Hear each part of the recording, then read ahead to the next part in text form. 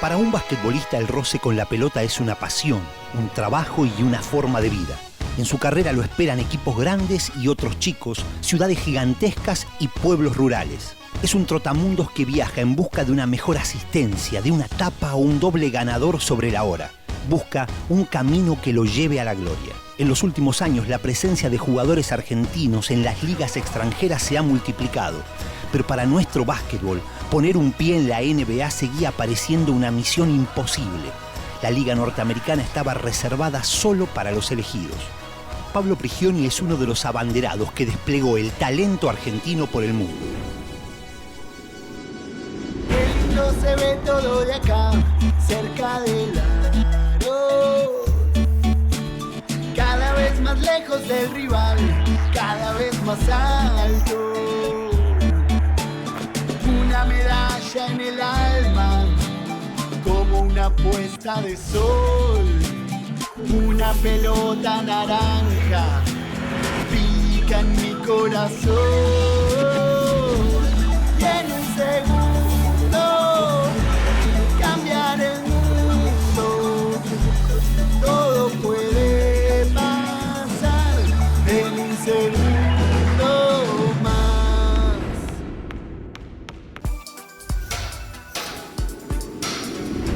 Me dijeron que acá podía encontrar un argentino ganador. ¿Cómo va? ¿Cómo andas? ¿Bien? Bien, ¿vos? ¿Todo Bien. tranquilo? Gracias por recibirnos acá en tu nueva ciudad, en Nueva York. Un placer, un Queríamos hablar acerca de argentinos a los que les fue bien en el exterior y vos sos un buen ejemplo. Dale. Y Pablo, nos parecía interesante tener esta charla con vos porque creemos que sos un poco el símbolo de ese movimiento que se produjo hace ya casi 15 años en el básquetbol argentino, de un éxodo de jugadores al básquetbol europeo. ¿Cómo lo explicás? ¿Qué tuvieron los argentinos para vivir esa situación? Yo pienso que el jugador argentino tiene mucha capacidad, tiene mucho talento, pero lamentablemente la Liga Argentina tiene limitaciones en todos los sentidos. Y está claro que el nivel de la Liga de Europa, el nivel del ACB, el nivel de la Euroliga es muy superior a al nivel de la Liga Argentina.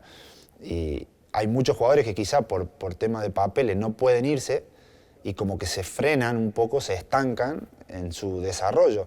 Yo pienso que un jugador o cualquier profesional, una vez que se pone un desafío y consigue adaptarse a él, necesita buscar uno superior para crecer y dar un paso adelante. Creo que eso fue lo que nos pasó a muchos de nosotros. Si nos hubiéramos quedado en Argentina, quizá nos hubiéramos adaptado al nivel de la liga, pero el hecho de ir a Europa y decir, bueno, ahora ya tengo que defender a jugadores más rápidos, tengo a jugadores más técnicos, más talentosos, los mejores jugadores del continente están ahí, te obliga a subir el nivel, o sea, no hay más.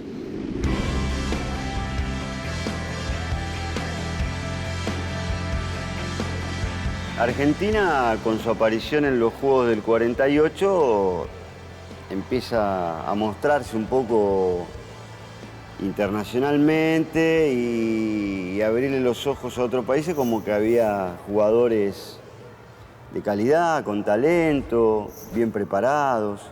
Y ahí es cuando nace un poco la historia de Oscar Furlong, que era el capitán de la selección del 50, que recibe una oferta para jugar en lo que eran los antecesores de Los Ángeles Lakers de hoy, en Minneapolis Lakers.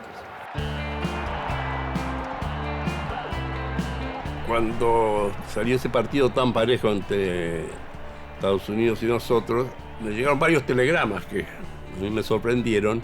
Y bueno, yo fui a preguntarle al entrenador de los americanos, a ver que por favor me ilustrara un poco, porque yo no eran de equipos profesionales, y le digo, ¿qué le parece? Es una cosa que me vendría bien, ¿no?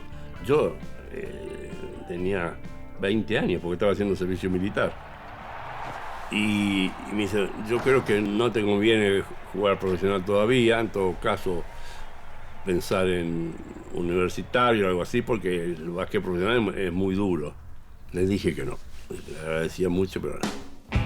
A finales de los 80, los Sixers de Filadelfia se interesaron en uno de los jóvenes más destacados de la Argentina. La oportunidad de tener un argentino en la NBA volvía a estar cerca y el loco Hernán Montenegro parecía el elegido.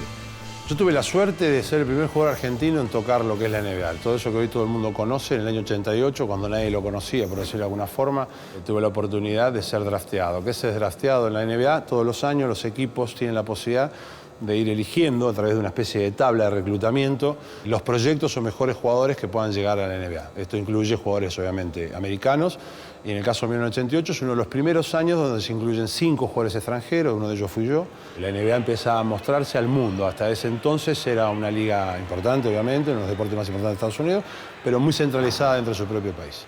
Y acá fue algo increíble para el básquet argentino, porque era como el primer contacto directo de un jugador argentino con la NBA. Ya no era un ex NBA que venía a jugar al básquet argentino, sino era que, bueno, otra vez nos están mirando. Recibí una oferta para quedarme en el equipo, pero no tenía espacio, era un equipo que ya tenía todos los jugadores veteranos con último año de contrato, no iba a tener mucho espacio de minuto, y yo la verdad quería jugar. Y tenía una oferta muy importante de Italia y preferí irme a Italia. ¿Con qué situación te quedás vos? ¿Con que los argentinos tienen talento? ¿Con que tienen mentalidad? ¿Con que tienen ambición? ¿Con que tienen corazón? Tienen todo eso que acabas de decir. Son cosas que yo identifico en el jugador argentino. Algunos más talento que otros, pero la mayoría tiene buena cabeza, tiene ambición, tiene deseo. Son cualidades que en un jugador son muy apreciadas, siempre lo fueron, y en Europa creo que lo vieron mucho eso, y sobre todo en esa época, ¿no?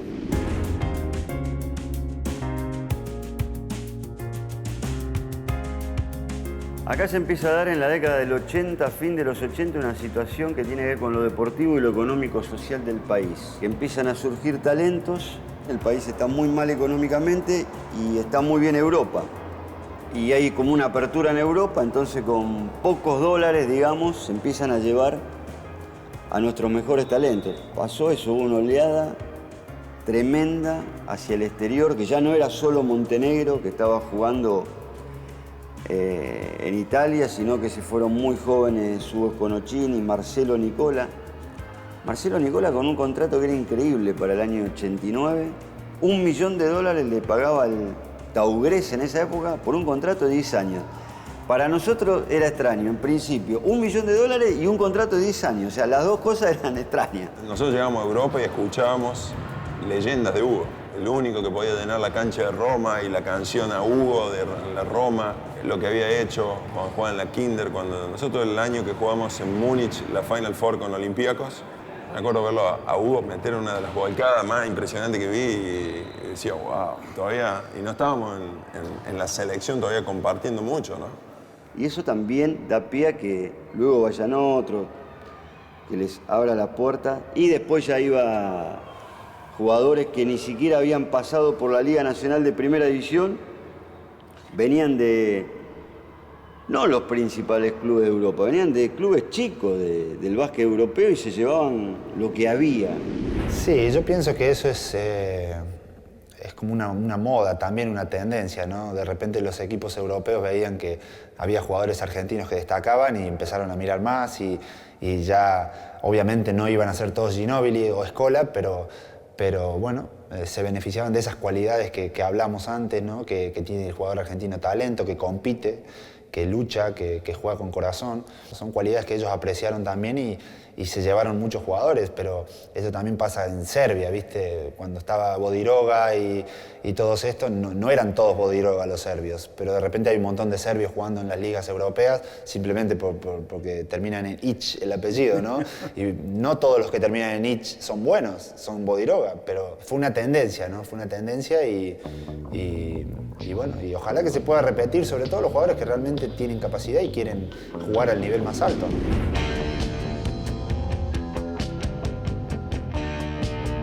El cambio que se generó con esta generación, este grupo de jugadores, fue querer ser diferentes.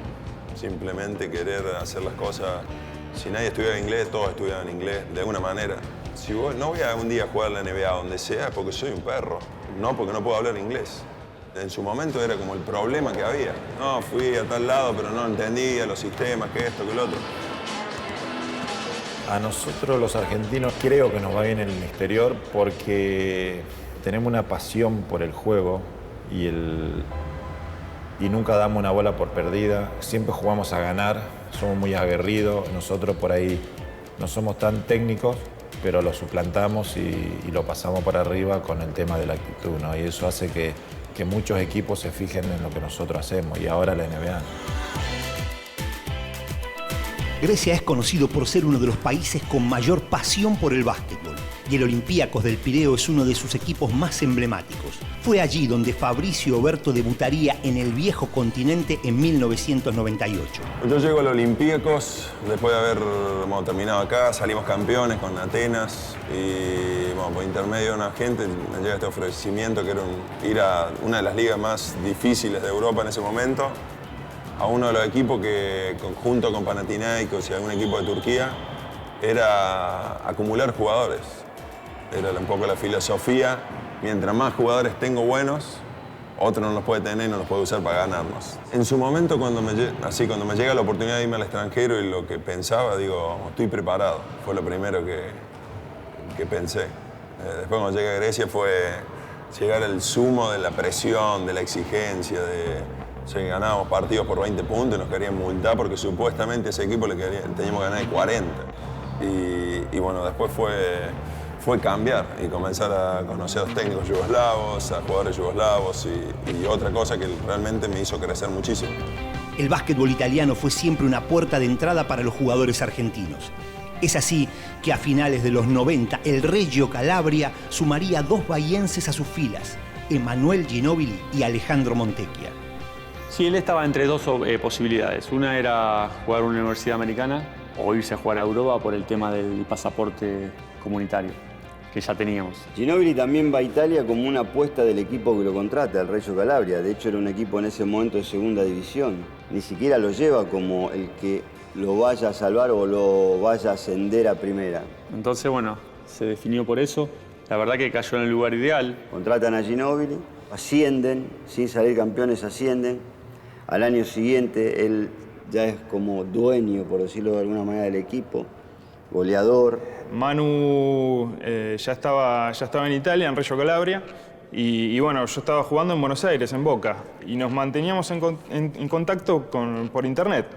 Y ya se estaba acercando el final de temporada, ellos prácticamente con el ascenso en el bolsillo. Y bueno, preguntándole del equipo, y sí, ¿no? Y el base es flojito. Le digo, bueno, tirá unas líneas a ver si el año que viene voy yo y jugamos juntos. Y bueno, voy a comentar acá. Y bueno, le comentó al entrenador, que era Gaetano Gebbia. Y bueno, y el tipo le gustó la idea, que hay a Reggio Calabria yo también. Me sirvió para madurar como jugador, porque fue un equipo que a mi lado tenía jugadores que necesitaban protagonismo, ¿no? Necesitaban tener la pelota, y yo venía de tener protagonismo en la Liga Nacional, mucho tiempo con la pelota yo siendo base, como te dije, era un base anotador más que armador. Y bueno, fue el cambio que tuve que hacer, ¿no? El tener que distribuir más de lo que definía. La palla recuperata e vola Ginóbili a schiacciare. Y ya Manu era un juego importante en la Liga de Italia, hasta que lo contrata la Kinder Bologna. Y ahí se da una situación extraña. Uno de los jugadores que iba a ser titular en su puesto, Danilovic, repentinamente se retira del básquet. Entonces como que se le abren todos los caminos a Manu para ser titular. Y la verdad es que yo de entrada no viví el retiro de Danilovic como un golpe de suerte. Me lo decían, pero yo quería aprender del tipo, yo quería competir con el tipo y quería verlo. Había sido el mejor jugador de Europa por años, era mi posición. Yo lo quería ver, lo quería desafiar en cierto modo, para ver en qué posición estaba. Y él rápidamente pasa a ser el juego más destacado de ese.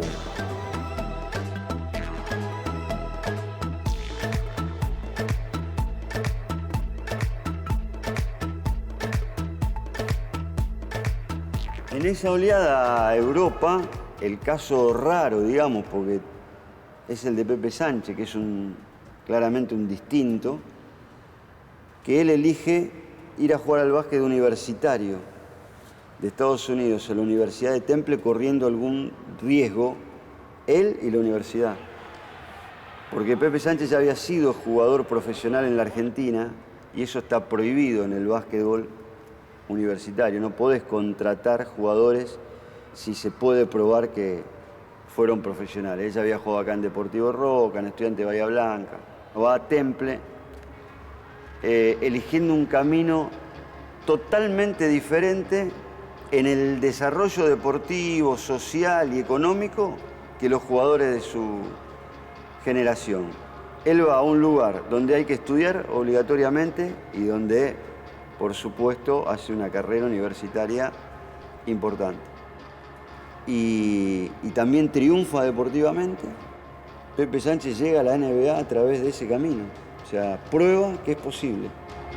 Más sorprendente fue lo de Rubén Volkowiski, que llegó directamente de la Liga Nacional tras ser campeón con Estudiantes de Olavarría a la nórdica ciudad de Seattle, donde vestiría los colores de los Supersonics. Yo jugando en Estudiantes de Olavarría, nos invitan a un torneo en Holanda,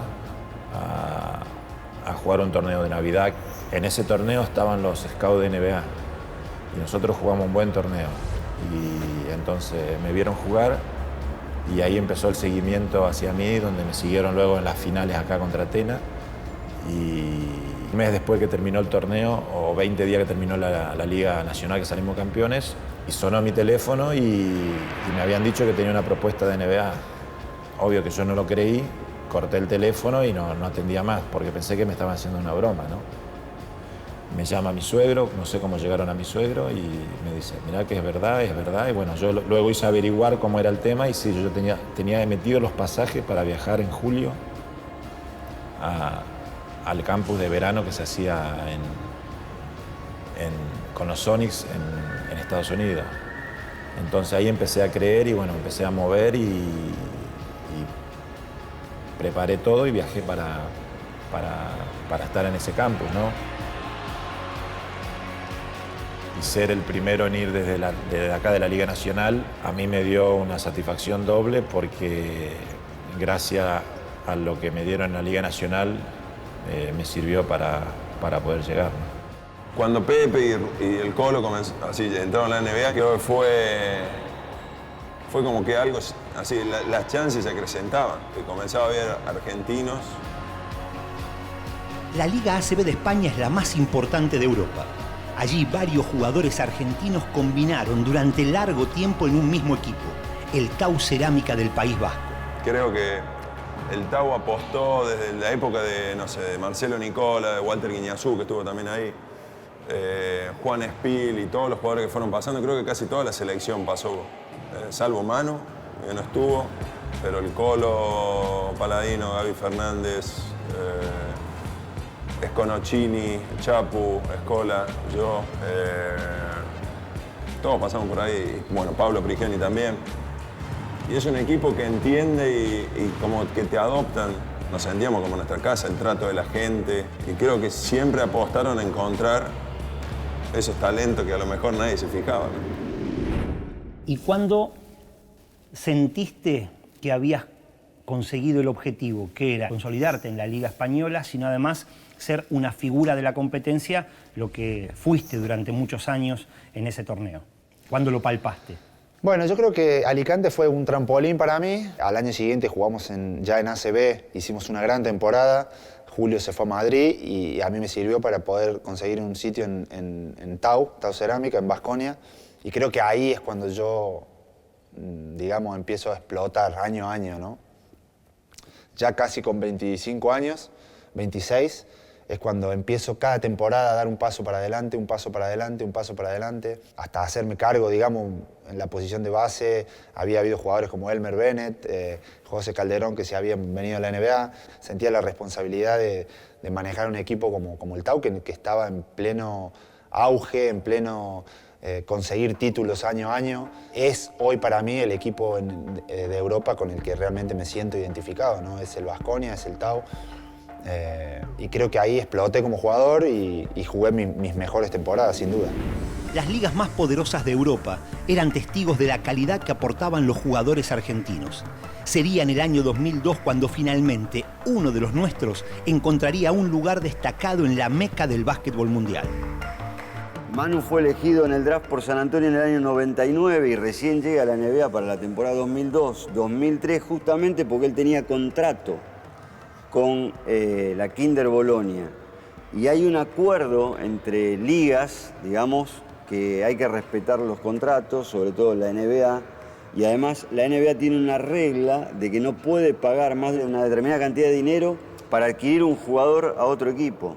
En esa época, en la de Ginóbili, creo que eran $300.000 o algo así, y Ginóbili no le iba a dejar la Kinder Bologna y ir a la NBA por $300.000. Entonces, cuando se le terminó el contrato, en la Kinder no renovó y de ahí saltó, digamos, como jugador libre a la NBA, ¿no? Yo desde la 90-91, que creo que empezamos a ver las finales en vivo en Argentina, yo lo miraba enloquecido y me quedaba hasta tarde, aunque tuviera que ir a la escuela el día siguiente, quería ver los partidos, miraba a Jordan, miraba a Pippen, miraba todo y digo, la posibilidad de estar ahí, de competir en esas mismas canchas y en esas mismas situaciones, no la puedo perder. Llega Manu y comienza a tener todo el impacto que tiene, es como...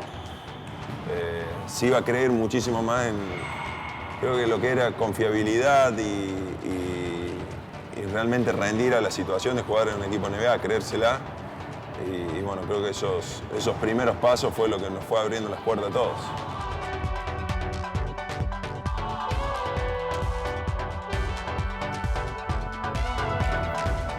La oferta para llegar a los San Antonio fue bastante rara porque yo casi tenía el contrato firmado con Memphis. Y le dije a mi agente, vamos a esperar, no sé si un día más, le dije, o 2 días. Y de repente me llama y me dice, che, hay una oferta de San Antonio,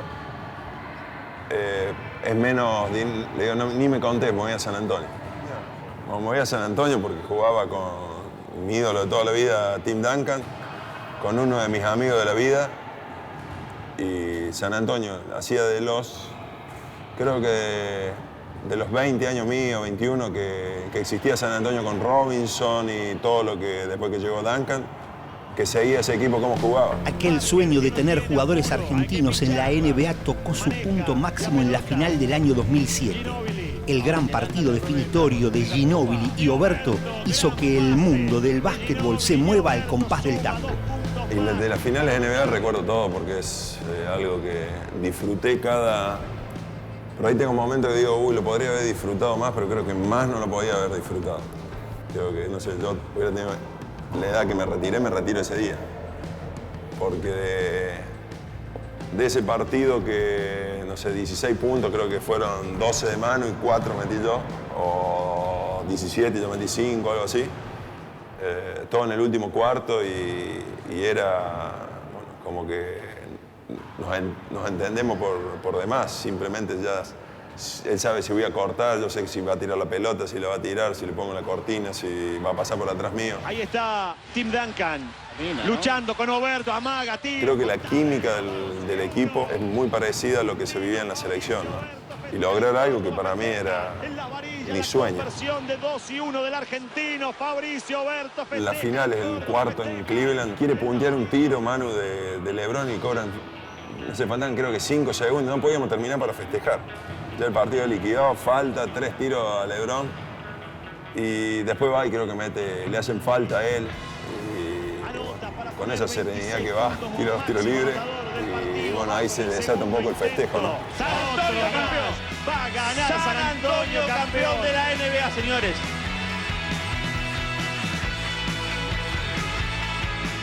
Se vive tanto el vértigo de una final NBA y todo, que todos los días ves video, analizás qué hiciste mal, qué hiciste bien, esto hay que potenciar, esto no hay que hacerlo más, se cambia una regla.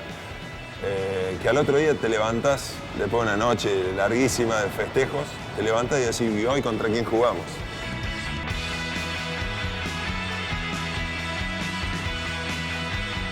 Poder vivirlo con él, ya sea el River Walk, que se hace todo un festejo, estar con Manu ahí y haberlo disfrutado, lo que él vivió años anteriores, poder vivirlo con él fue... Ya me considero en esto, viste, decir, bueno, pude compartir con el mejor del básquet todo esto, ¿no? Y Pablo, en el final de esta historia, cuando parecía que ya no habría más sobresaltos, que todo caminaba tranquilo hacia el epílogo, metiste el cimbronazo este de la NBA. Sí, es como que, me vuelvo a repetir, es como otra vez a subir el nivel, ¿no? De oposición. Y sobre todo a venir a una competencia que físicamente es muy exigente, ¿no? Porque están los que saltan más alto, los que corren más rápido, están los número uno, los atletas número uno en el básquet están jugando en esta liga. Y por eso tenía dudas, ¿no? Y decir, bueno, voy a ser capaz de poder controlar a esta gente, de poder defender, de poder atacar. Es otra vez lo que te digo, ¿no? Es decir, el nivel sube y te tenés que adaptar a eso. Pienso que al final de la carrera uno tiene que entrenar más y tiene que gastar más tiempo en pequeños detalles que cuando sos más joven no lo necesitas. Entonces para eso tenés que primero realmente disfrutar de lo que haces, tener la cabeza dura para no... Yo no veo por qué tengo que bajar mi nivel al final de mi carrera. Quiero intentar mantenerlo lo más alto posible. Entonces es lo que me lleva a estar hoy a punto de cumplir 37 años y jugando 20 y pico minutos y defendiendo toda la cancha. Y bueno, no le encuentro otra explicación, ¿no? Bueno, si como jugador sos muy obsesivo, no me gustaría ser jugador tuyo cuando seas entrenador porque vas a ser terrible. Yo te agradezco esta charla.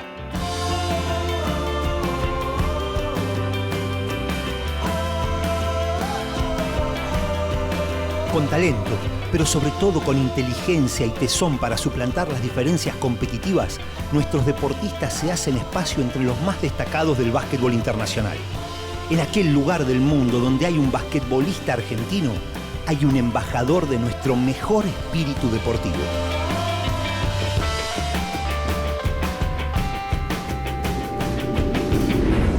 Faltando 10 segundos con los puntos para atrás, el equipo sin aliento no la remontaba más.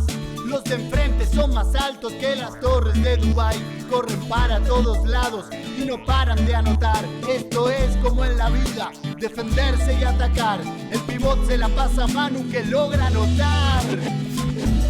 Y en un segundo cambiar el mundo, todo puede pasar en un segundo.